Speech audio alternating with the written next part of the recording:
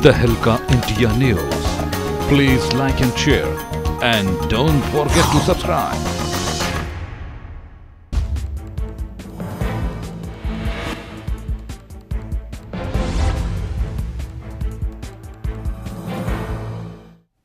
नमस्कार, स्वागत है आप सभी का तहलका इंडिया न्यूज में। मैं हूं योगेश तस्मान और आप देख रहे हैं खबर उत्तराखंड। चलिए शुरू करेंगे खबरों के सिलसिले को। सबसे पहले बात करेंगे राजधानी देहरादून में नगर निगम की। जी हां, लगातार शहर के सौंदर्यीकरण को लेकर जो है प्रयास किए जा रहे हैं। इसी कड़ी में आपको बता दें कि देहरादून को स्वच्छ और सुंदर बनाने के लिए देहरादून का नगर निगम कुछ ज्यादा ही प्रयास कर रहा है। देहरादून के मेयर सुनील उनियाल गामा ने कहा है कि प्रदेश में लगातार जाम की स्थिति बनी हुई है, जिसे लेकर शहर में अवैध तरीके से चल रही सब्जी की ठेलियों पर कार्रवाई की जाएगी। हालांकि उन्होंने कहा कि जिन सब्जी वालों के पास निगम द्वारा लाइसेंस जारी किए होंगे सिर्फ उन पर नगर निगम कोई भी कार्रवाई नहीं करेंगे, अन्यथा जिनके पास लाइसेंस नहीं होगा उन पर नगर निगम आज से कार्रवाई करने जा रहा है।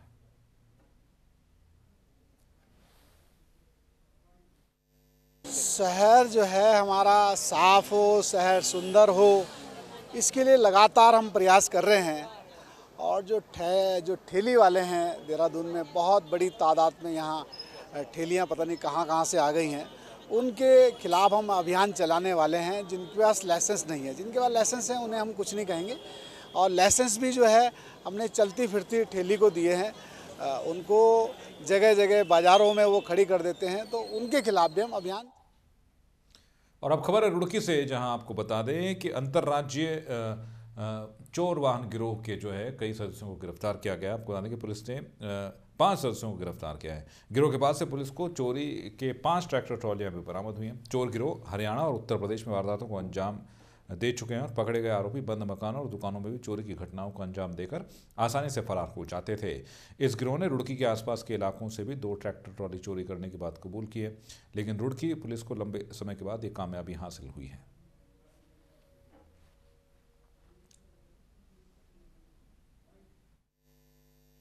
अभियुक्तों को इसमें गिरफ्तार किया गया है। इसमें चोरी करने वाले भी और जो चोरी का सामान खरीदते थे दोनों ही शामिल है। क्यों? चोरी करने वाला उतना ही बड़ा दोषी है जितना उसको खरीदने वाला, क्योंकि खरीदने वाले से मोटिवेशन मिलता है चोरी करने वाले को।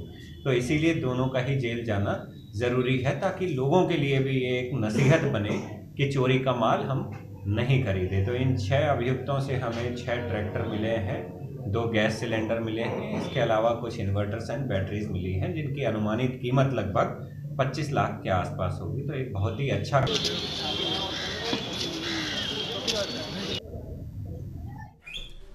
अगली खबर का रुख करेंगे। अगली खबर है देहरादून से, जहां आपको बता दें कि अटल आयुष्मान योजना को लेकर प्रदेश के सबसे बड़े अस्पताल दून मेडिकल कॉलेज में इन दिनों लोगों को गोल्डन कार्ड बनाने के लिए जो है काफ़ी अफरा तफरी का सामना करना पड़ रहा है।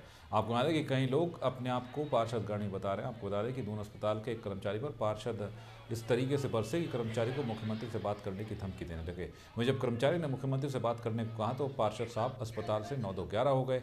आपको ये भी बता दें कि दून अस्पताल में बन रहे अटल आयुष्मान योजना के तहत कार्डों को लेकर प्रदेश के कई गैर सरकारी अस्पताल गैर जिम्मेदाराना रवैया भी अपना रहे हैं।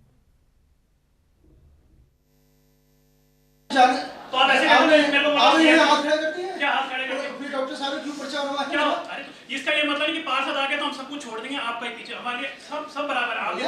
मैं कह रहा हूं क्या मतलब सब बराबर है। आप की मत कीजिए हमें कि पार्षद हमारी पार्षद ही बराबर है, आम आदमी बराबर है, सब बराबर है।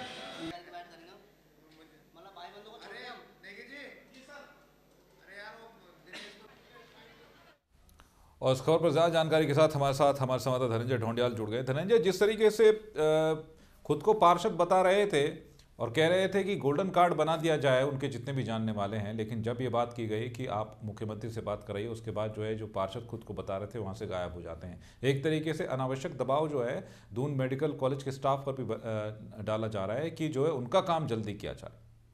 देखिए एक बार जिस तरीके से जो अभी हाल में आज सुबह राजधानी देहरादून का सबसे बड़ा अस्पताल है, हालांकि वहाँ पर तो कुछ लोग आ रखे जो गोल्डन कार्ड को लेकर लगातार जो वहाँ पर अफरा तफरी वहाँ पर मची हुई है, लेकिन कुछ लोग जो असामाजिक तत्व हैं वहाँ पर पहुंचे थे। हालांकि वो पार्षद अपने आप को उन्होंने बताया कि मैं पार्षद हूँ, और मुख्यमंत्री से जब बात कराने की बात कर रहे थे तो कर्मचारी ने उनसे कहा कि आप बात करिए मुख्यमंत्री से।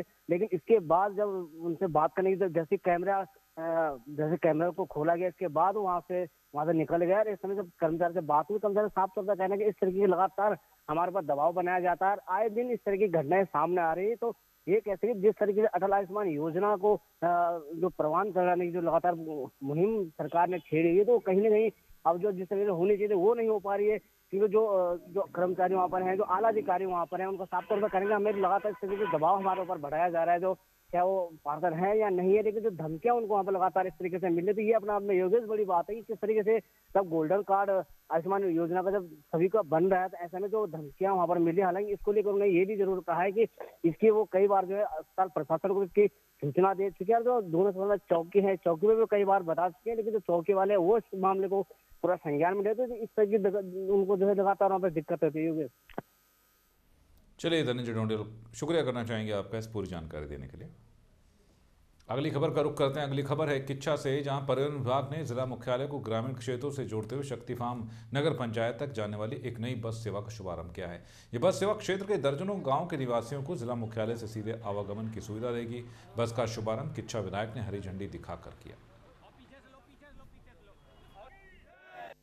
पार के जो ग्रामीण क्षेत्र हैं, जिन क्षेत्रों को तहसील या जिला मुख्यालय आने के लिए कोई साधन सुविधा नहीं थी, ऐसे लोग लंबे समय से मांग कर रहे थे कि हमें बस चलाई जाए। जब मैं विधायक बना, मैंने वादा किया जनता से, और पिछली सरकार मैंने उस समय के मुख्यमंत्री से घोषणा भी करवाई, लेकिन वो घोषणा उनकी अन्य घोषणाओं की तरह झूठी साबित हुई। उन्होंने नहीं किया काम किच्छा के लिए। अब कि मेरी सरकार आ गई तो हमने अपनी सरकार से बात की, हमारे अधिकारियों ने उस पर होमवर्क किया, और उसमें हमने ना केवल शक्ति फार्म से किच्छा, बल्कि किच्छा से रुद्रपुर भी इसको आगे बढ़ाते हुए काशीपुर तक बढ़ाया है, ताकि हमारे ग्रामीण क्षेत्र के लोग किच्छा तहसील जा सकें। और अब खबर है देहरादून से, जहां चल रही आपातकालीन 108 के फील्ड कर्मचारियों की हड़ताल भले ही खत्म हो गई हो, लेकिन प्रदेश के युवाओं के लिए खुशी की खबर है कि 108 के चंदननगर कार्यालय में भर्ती प्रक्रिया जारी है, जिसमें कि अब तक कई युवा अपना साक्षात्कार करवा चुके हैं। आपको याद है कि 108 प्रभारी मनीष टिंकू ने जानकारी देते हुए कहा कि 108 कर्मचारियों की कमी को लेकर कर्मचारियों को बढ़ाया गया है। साथ ही उन्होंने कहा कि अभी 108 में भर्ती प्रक्रिया चलती रहेगी।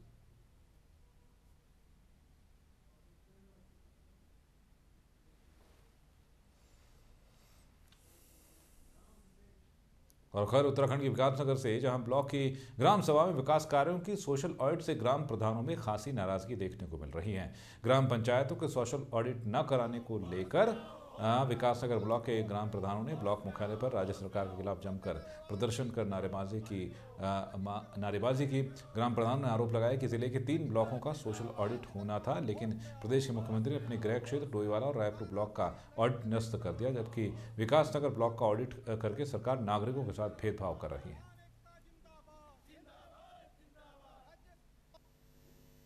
उत्तराखंड शासन के द्वारा जो है देहरादून जनपद के 3 विकासखंड, जिनमें डोईवाला जो कि माननीय मुख्यमंत्री जी का गृह ब्लॉक है, रायपुर ब्लॉक और विकासनगर ब्लॉक में 3 जगह मनरेगा योजना में 2017-18 में जो भी विकास कार्य हुए उनका धरातल पर सोशल ऑडिट होना था।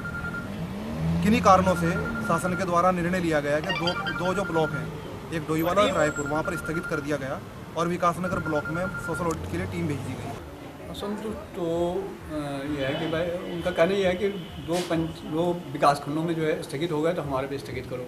आजकल अब हमारे त्यौहार ज़्यादातर ऊपर पहाड़ी क्षेत्र के लोग हैं, तो पहाड़ी ये क्या वो त्योहारी सीजन है, जो है आजकल हमारा स्थगित करके नेक्स्ट जो है टाइम दिया जाए। ये हमको मतलब से गवर्नमेंट चाहेगी, जो काम गवर्नमेंट करे हम उनके आदेशों।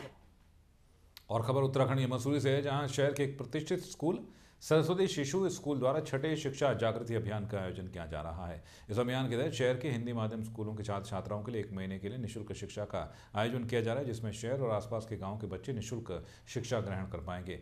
जागृति अभियान का हिंदी माध्यम स्कूलों के करीब 500 छात्र छात्राएं लाभ लेंगे। इस मौके पर छात्र छात्राओं को पठन पाठन के लिए पुस्तकें भी वितरित की गई हैं। सराहनीय कार्य है ये, मैनेजमेंट गुरु नानक मैनेजमेंट द्वारा कराया जा रहा है, और जिस तरीके से वो हमारे शहर के निर्धन और गरीब बच्चों को फ्री एजुकेशन दे रहे हैं, उनकी जड़ों को मजबूत। 9th to 12th बच्चे हैं, उनका तो टोटल उनके सब्जेक्ट पे फोकस रहता है, और जो 8th तक के बच्चे हैं उनको भी सब सब्जेक्ट कराए जाते हैं, लेकिन इस साल थोड़ा सा चेंज कर रहे हैं क्योंकि ये भी सजेस्ट, ये हमारा 6वां साल है, 6 वर्ष से चला रहे हैं। इस अभियान के अंदर हम जो अंडर प्रिविलेज बच्चे हैं, और यहाँ वक्त हो चला एक छोटे से ब्रेक का। ब्रेक के बाद अन्य खबरों के साथ फौरन हाजिर होते हैं। बन रहे तेलकंड न्यूज़ के साथ।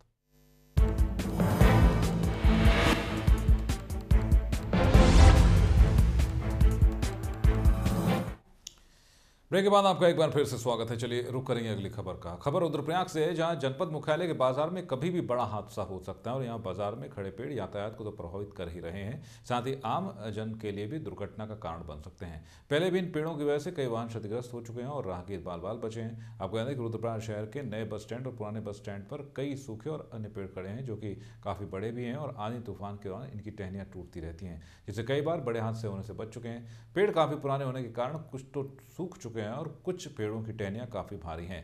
नगर पालिका के अध्यक्ष गीता जिंगवाण का कहना है कि इन पेड़ों से जानमाल को खतरा बना हुआ है, जिसको लेकर वन विभाग को पत्र लिखा गया है और विभागीय स्तर पर सभी कार्रवाइयां पूरी कर ली गई हैं और जल्द ही पेड़ों को कटवा लिया जाएगा, जिससे भविष्य में बड़ा हादसा ना हो सके।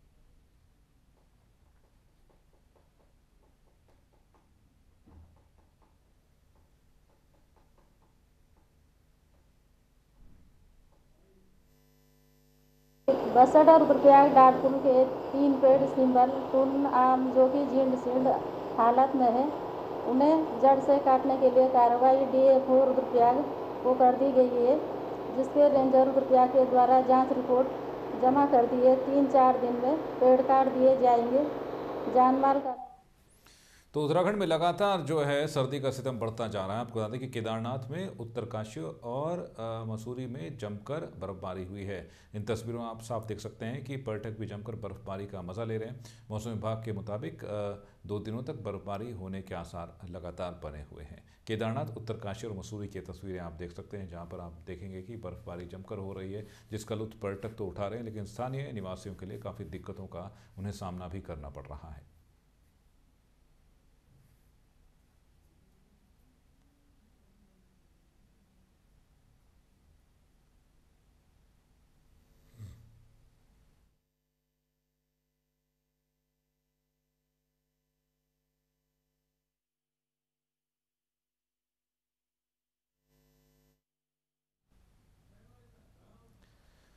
और खबर टिहरी से, जहां साहसिक पर्यटन के क्षेत्र में विश्व मानचित्र पर पहचान दिलाने की कवायद अब तेज हो गई है। राजीव गांधी साहसिक खेल अकेडमी का संचालन शुरू होने से अब वाटर एरो और लैंड एडवेंचर स्पोर्ट्स की ट्रेनिंग के लिए युवाओं को बाहर नहीं जाना पड़ेगा। टिहरी झील के पास ही उन्हें ये ट्रेनिंग मिल रही है। पर्यटन विभाग की ओर से 50 युवक युवतियों को निःशुल्क वाटर एडवेंचर स्पोर्ट्स की ट्रेनिंग दी गई।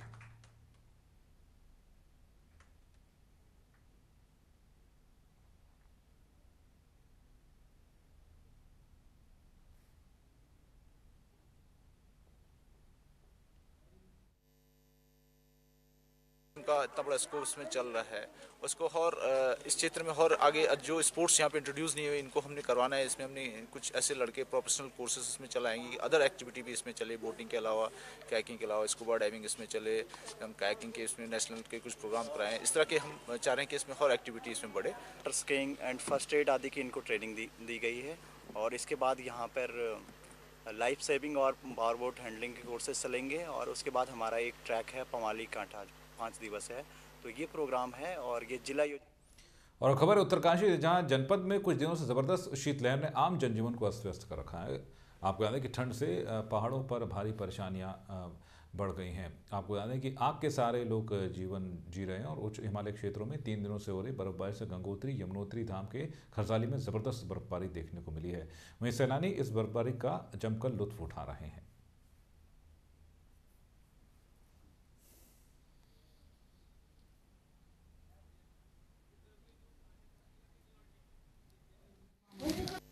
जनपद में कल रात से हो रही उच्च हिमालयी क्षेत्रों में हल्की बर्फबारी को दृष्टिगत रखते हुए समस्त संबंधितों को जिलाधिकारी महोदय द्वारा निर्देश दिए गए कि वो समस्त यात्रा मार्गों को सुचारू रखें। इसको देखते हुए BRO द्वारा सुक्की से ऊपर जो रोड अभी ब्लॉक है बर्फबारी से, उसको हटाने के कार्य किए जा रहे हैं तथा यमुनोत्री राष्ट्रीय राजमार्ग में हनुमान चट्टी और उसके आगे के क्षेत्र में हल्की बर्फबारी हुई है और जिसको हटाने के कार्य किए गए और यात्रियों को सलाह दी जा रही कि ऐसे उसमें इन क्षेत्रों में यात्रा न करें जिससे कि कोई दुर्घटना हो सकती है और संबंधित को निर्देश दिए गए कि अलाव के ठंड को देखते हुए अलाव की व्यवस्था भी। और उत्तराखंड में चल रही अटल आयुष्मान योजना की व्हाट्सएप और फेसबुक पर चल रही फेक खबर को लेकर आला अधिकारियों ने जो है संज्ञान लिया है। वहीं तहलका इंडिया न्यूज़ को भी आपको बता दें कि इस खबर को चलाने के बाद जो है इसका बड़ा असर देखने को मिल रहा है। देहरादून के सीएमओ एसके गुप्ता ने तहलका इंडिया न्यूज़ को धन्यवाद दिया है। आपको बता दें कि अटल आयुष्मान योजना पर फेसबुक और व्हाट्सएप पर जो है फेक खबर दी जा रही थी कि अटल आयुष्मान योजना 15 जनवरी के बाद प्रदेश में बंद कर दी जाएगी। इसे लेकर तहलका इंडिया ने खबर चलाई थी। वहीं खबर चलने के बाद देहरादून के सीएमओ ने कहा है कि फेसबुक और व्हाट्सएप पर चल रही खबरें झूठी हैं। साथ ही उन्होंने कहा कि वो पूरे मामले को देहरादून के जिलाधिकारी के संज्ञान में भी ला चुके हैं।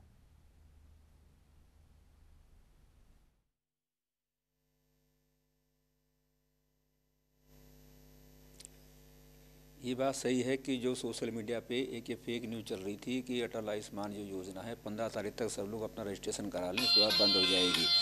इसके लिए आपके जो द्वारा जो खबर चलाई गई उसके लिए बहुत बहुत धन्यवाद। इससे पब्लिक में एक जागरूकता फैली है कि ये अफवाह, ये जो अफवाह फैल रही है, इस पर किसी का संज्ञान न लिया जाए। इस विषय में डीएम साहब से भी वार्ता हो चुकी है और प्रेस भी विज्ञप्ति भी जारी कर दी गई।